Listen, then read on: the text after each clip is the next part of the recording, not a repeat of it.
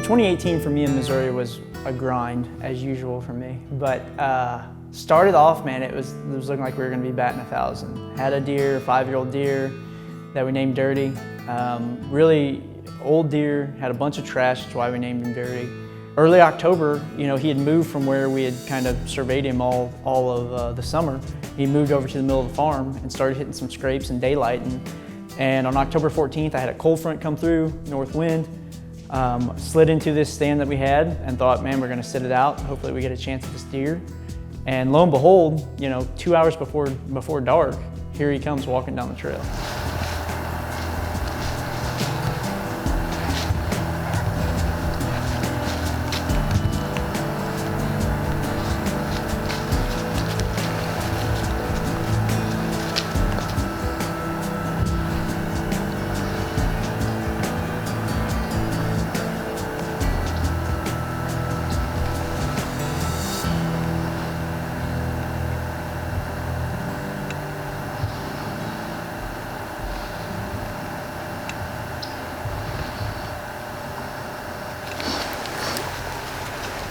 Yeah. Meh. I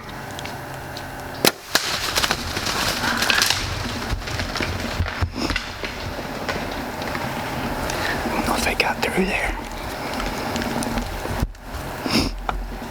Initially with the shot, you know, I was really worried about the impact and about, you know, how much penetration I got with the broadhead. Didn't know. Fast forward, we give him about 4 hours, go back in, look for him, nothing. I find the arrow with about 5 inches of penetration. I was shooting an expandable at the time that did not deploy. I, started scratching my head. We did a search for him for about 2 weeks, nothing. Pull a card and he ends up showing up on one camera the day after I shot him, walking through the farm, and that was the last thing I got of him. I had nothing. So I'm back to the grindstone trying to figure out something in November on a different deer. Had another coal buck on another farm that was an 8-year-old deer that we named Gravy. And we get Gravy in on us, comes in perfect, broad daylight in the morning. I go to shoot him, hit my arm with my string like a complete amateur, and hit him in the back strap. So this deer runs, we trailed him for, oh my gosh, almost a mile, and end up losing blood in the creek, and I have no idea where he went. But lo and behold, he shows up back on camera after season, and he's alive as well. So now I've got these 2 bucks going into 19 that I gotta finish the story on, and I gotta try to get ahead of. And that's really the goal for Missouri in 2019. So coming into 2019, we're trying to follow these 2 bucks with Dirty and Gravy, and we're feeding big time, we're feeding them shock effect, we're giving them mineral, we're trying to do everything we can do to get them back up to health and to put, more inches on their head. Now both these deer are old deer. You gotta remember, Gravy was an 8-year-old deer, Dirty was a 5-year-old deer, so now they're looking at 6 and 9. So I'm kind of wondering what kind of growth we're gonna get. A lot of times you hear about them going non-typical, so we don't know really what to expect, but we're gonna feed them and we're gonna take care of them. We're gonna try to get them back up to health to where those 2 bucks are at the top of our list for this year. Full Draw Adventures is brought to you by Swap Broadheads, Drain Your Game. Shine Sense, works anywhere, anytime. Dead Center Archery Products, the best stabilization money can buy. True Ball and Excel Archery, others claim it, we prove it. Threads Custom Bowstrings, performance, reliability, success. So I also went to the drawing board with my malfunctions. I always try to learn from my mistakes. And I changed my broadhead, started shooting a swap broadhead that's a hybrid. You can shoot it as an expandable or you can shoot it as a cut-on contact. I got that thing shooting well. I'm excited to put it to the test and hopefully get one of these deer in front of us.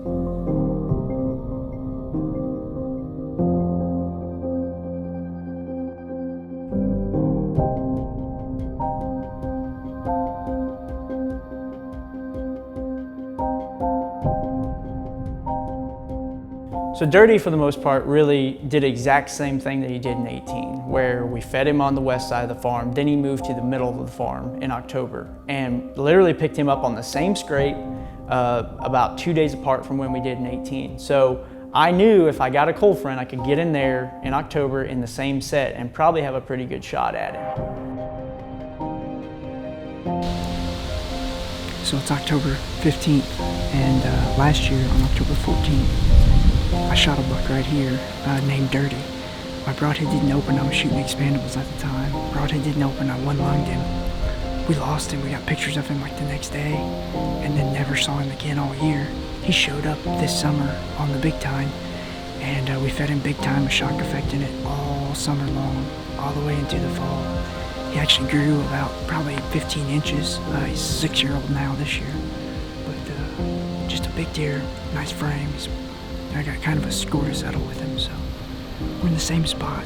He showed up on camera again about the same time frame, so we're gonna hopefully try to get him killed tonight. We got tonight and tomorrow night to hunt him with good winds, so we'll see what happens, but it's early. I mean, we got in here, it's a long walk. We got in here probably around 3:30, so we're gonna sit it out. He usually daylight's pretty good here if he's in here, so hopefully he is, and hopefully we can write the final chapter of the story tonight, but we'll see what happens.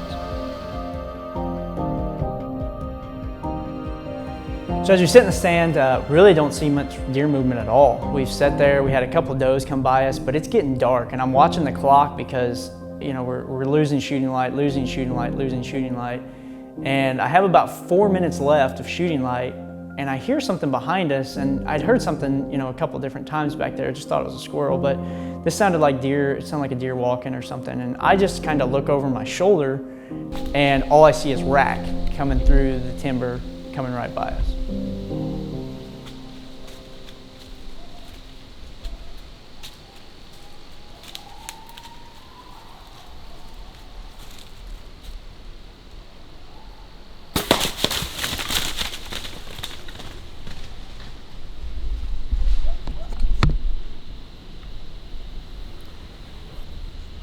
Are you freaking...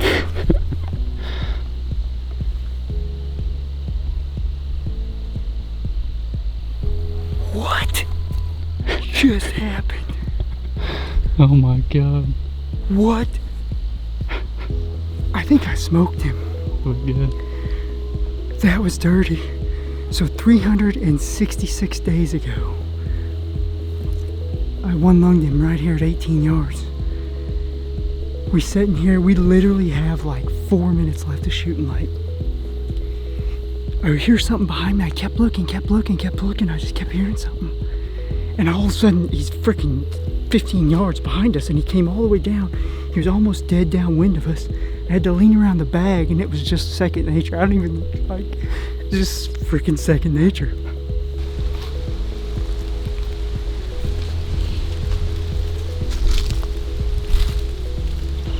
That's what you like to see. I can't really say I'd want a better arrow, so looks like we got bubbles in it, which we should have hit lungs. It sounded like it hit lungs when I hit him, so.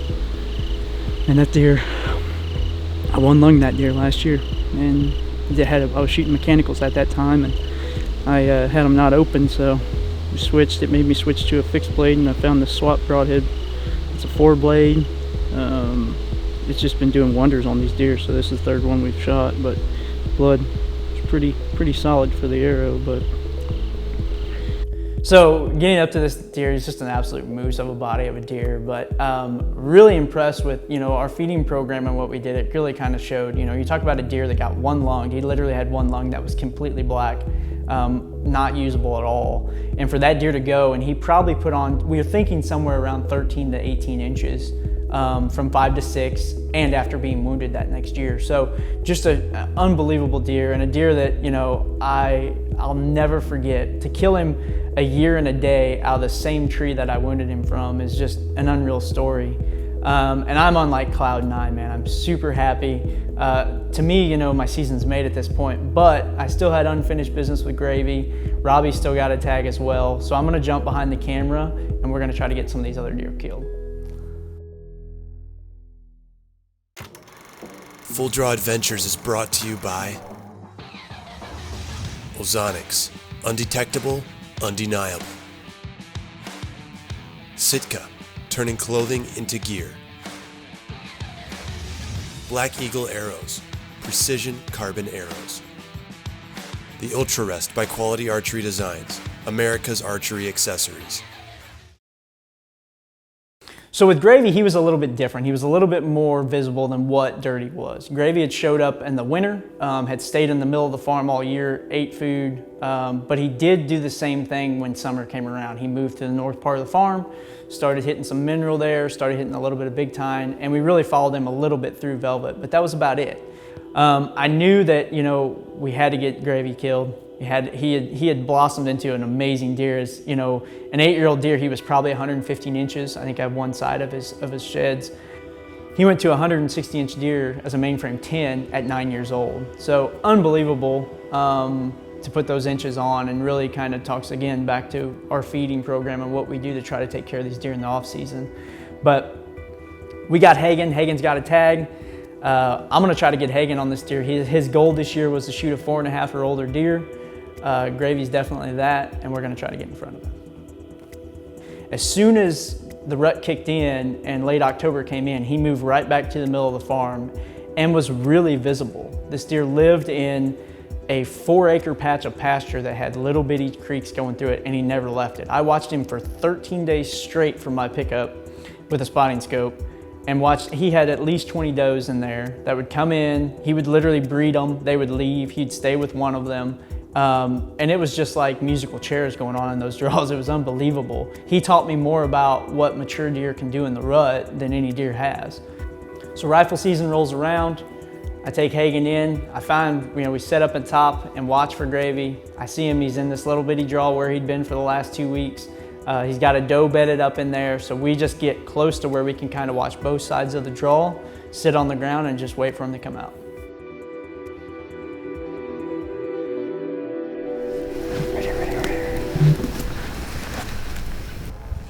Tell me when you're ready. Somebody tell me when they're ready. Hagen. Bat! Gravy! Hold on, hold on, hold on. Kill her. You're good. I missed him. Again. Got him that time.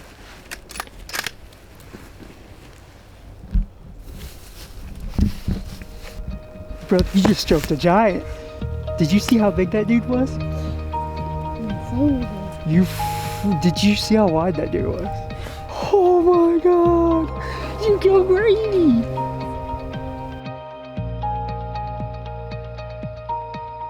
All right, so we got this guy pulled out of there, man. He fell into a giant ditch, but he was dead right inside the timber, right where we saw him go in. So Hexter had to shoot him twice, hit him good both times actually. The front one hit him a little bit forward, first one hit him a little bit forward, but the back one absolutely hammered him. So just a giant deer, man. This is a big one, and your biggest by far, your oldest by far too. This deer is a deer that showed up on us last year. I wounded him November 7th, I believe, with a bow.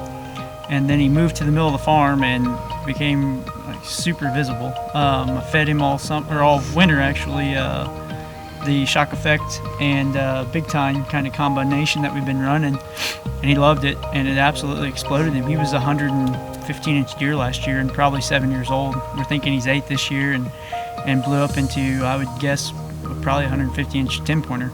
I would have never put 2 and 2 together, but he's got this giant ripped ear in this spot, and that's kind of how we kept track of him from year to year. It's how we put 2 and 2 together, because I was like, man, this deer showed up. I'm like, what kind of big 10 did I have, an old 10? I went back in my history, didn't have anybody, and I noticed his ear rip. And I went back and started looking at ear rips, and it ended up being the deer we called Gravy, which was just a junk 8-pointer we tried to kill as a coal. And man, he exploded off of that stuff. So just a real testament to what, that combination can do for deer growth. I mean, if it can make this deer jump 40+ inches, who knows what it can do to a 3 or 4-year-old that's really, going to make a big jump just with that age gap alone. So.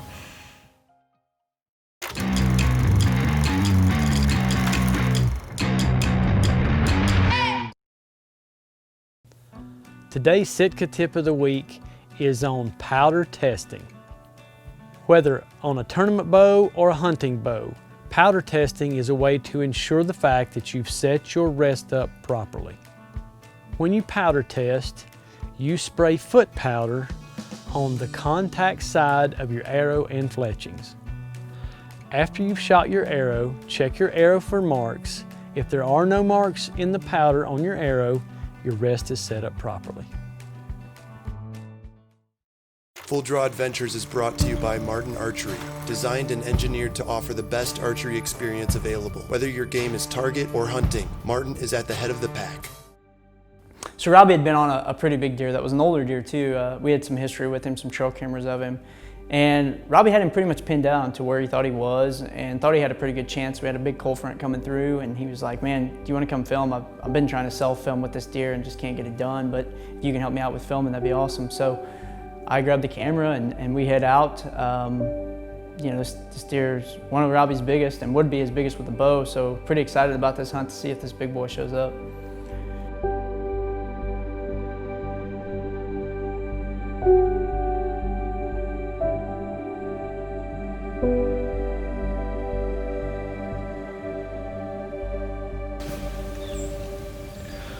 All right, guys, we just got in here and got set up. I've been waiting quite a while to hunt this stand. Finally got a good wind, and Blake had got free to come and film for me. Makes it a whole lot easier. It's kind of early in the day, but we got a major cold front coming through tonight, and those bucks are starting to chase some, so hopefully we can get this deer up on his feet. There's a deer in there called Pitchfork. He's forked on his G2 3 ways, so that's one we're kind of looking for. So I'm going to sit here and see if he can show up.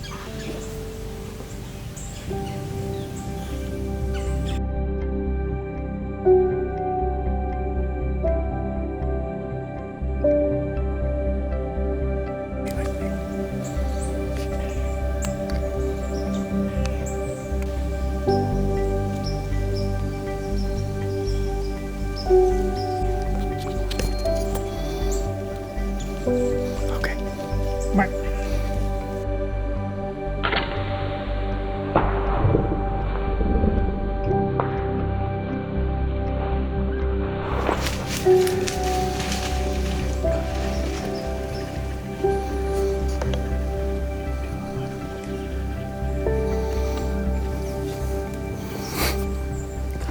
Alright guys, can't believe that happened. I've been waiting for a couple weeks to get in there to hunt.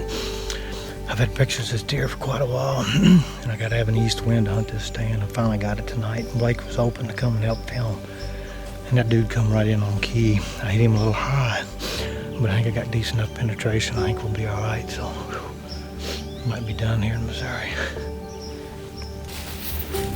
Might be better than we thought. Yeah.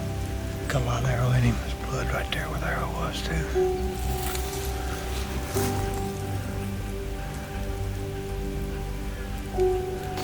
Did you see him like where he like stopped? He tried to stop for a second, but then he just ran. Like he was like he was. Slowed down. Yeah. Like he's looking for them doe. Yeah. Or something. He didn't know what happened. Yeah. And he boom.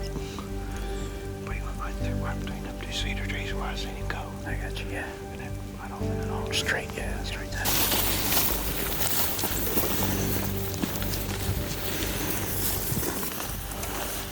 Holy moly.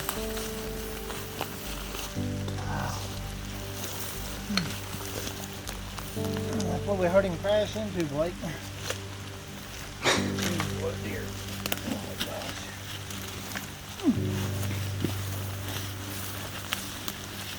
Holy moly.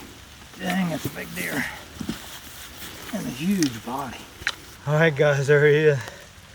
Man, that dude is bigger than he looked on camera. I mean, what a stud. We got pictures of this deer. 3 years we've been growing this deer. This past year we really pumped him with big tine and shock effect, and man, look at the difference it made. That is a stud of a deer. That's a dandy. Having him come in that early too. Patience pays off, guys. Haven't hunted this stand very much at all. Had to have a northeast wind, anything with an east. And we finally got that tonight with this big cold front coming in. And just luck would have it, Blake had a chance to run the camera for me because this would have been tough self-film. I'm truly blessed to have my hands on this buck. That's an amazing animal right there, guys. So you really couldn't ask for much more out of a deer season than what we had in 2019 in Missouri. Really excited to see what 2020 brings for us, and hopefully we can get in front of some other great deer.